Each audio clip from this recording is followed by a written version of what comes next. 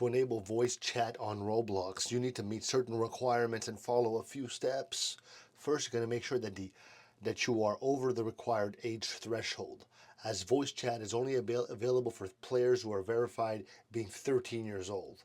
So this verification process is tied to your account setting, so ensure that your date of birth is accurate. Once your age is verified, you can activate voice chat through the account settings. So just begin by logging into Roblox and navigating to the settings menu. From there, look for the privacy tab. Within this section, you're going to find the option to enable voice chat. Simply toggle the settings to on and follow any additional prompts to confirm your identity, such as entering a phone number or, yeah, so just that basically for additional verification. After enabling voice chat, you can use it in supported games that allow voice communication.